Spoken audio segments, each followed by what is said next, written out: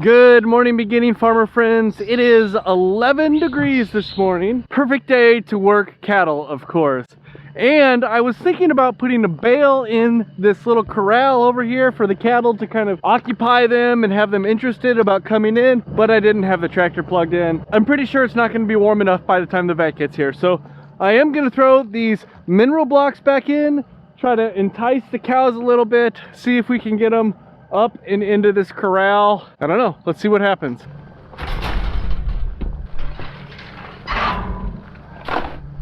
Come on, cows!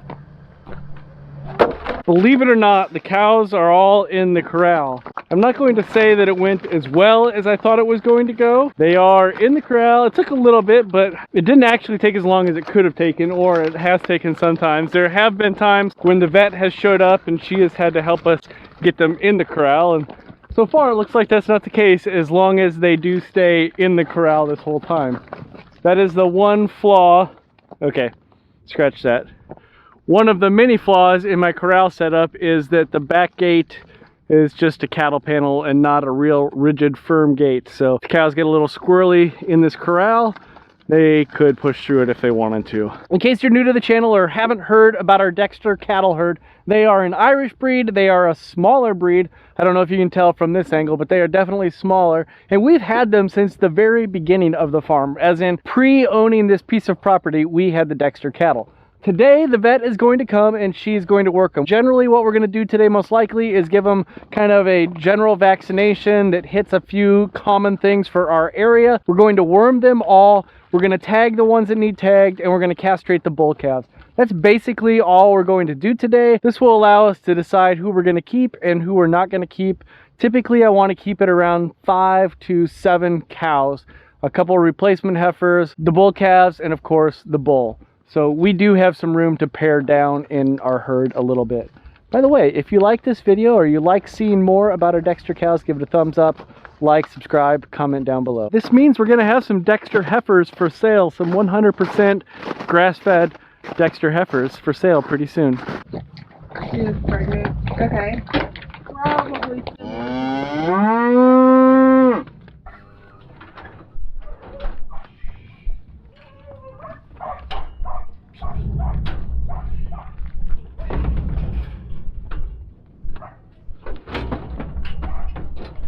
We're making progress, but what's the saying go, or how does John Wayne say it? You're not a cow man, not by a darn sight. You're a cowboy, just like the word says. Yeah, I am definitely a cowboy, not a cow man. I am not good at this cattle stuff. I do need to work on it, but progress. I will tell you this. We've had 2 jump over the fence. It wasn't cool. We got one back in. One is the bull, so I'm not super worried about that. We can worm it later, and that's about all we would do on him, so we're good to go. Cow in. Whoa. All right, let's see what we've got left. We have 1, 2, 3, 4, 5, 6, 7, 8 left. So we started with 20.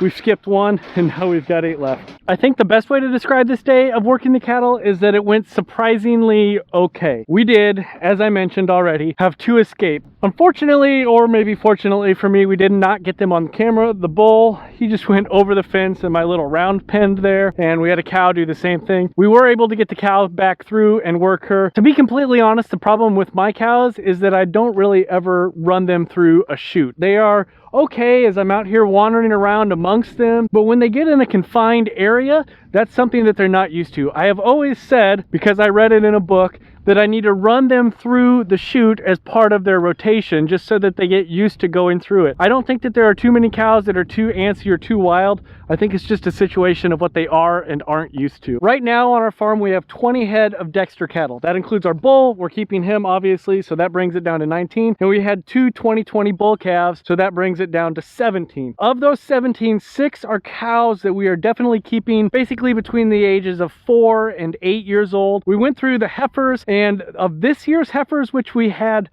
5 heifers this year, I think I picked out 3 that I want to keep, so that brings us up to 9. We also have 3 2-year-old heifers that are bred and 3 2-year-old heifers that are open.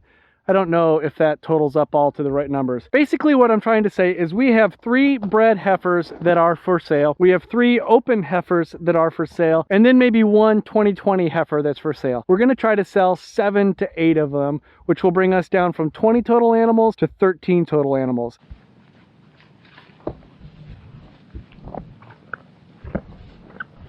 This is a huge relief to have done. I know that it's something that I've been planning on doing for a long time, and I just kept putting it off and putting it off for no reason whatsoever, I think I could say.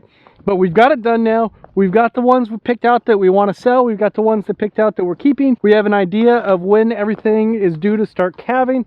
So I'm feeling pretty good about the cattle, especially because we're coming towards the end of January.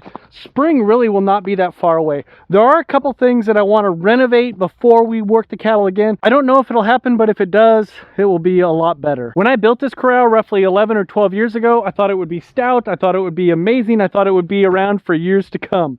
I was wrong. Let me show you what I want to change when I get around to redoing the corral. The first thing is these posts. When I put them up all those years ago, I used 5-inch posts. I should have gone with something bigger, and I also tried to cheap out and put a T-post in between the wooden posts. I should have gone wooden posts all the way along. Also, I should have put a bigger post right here and hung a gate instead of just using this cattle panel like I did. Speaking of the cattle panels, I'm okay with using them as a fence, but what I wish I would have done and what I will do when I rebuild it is I will raise them off the ground 4, 5 inches, 6 inches, maybe somewhere in there. And then I am going to have more posts that they're going to be nailed to. And then I'm going to come along with wood boards, maybe every 12 inches all the way up to the top. That just will make it a little bit stronger. The same being said in this, what I tried to make in a little round pin area. I didn't execute it very well, and so it didn't last. As for the chute, when I built it, I think I built it so that I could put a standard head gate at the end of it, which is fine. I have to have it that wide at the end to put a head gate in. But I don't know if you were able to see in any of the video, the problem that I have is my Dexters can turn around inside of this chute here. The same is true with my pigs if I'm ever using this to load pigs, and obviously sheep, but I'm not going to be able to build anything narrow enough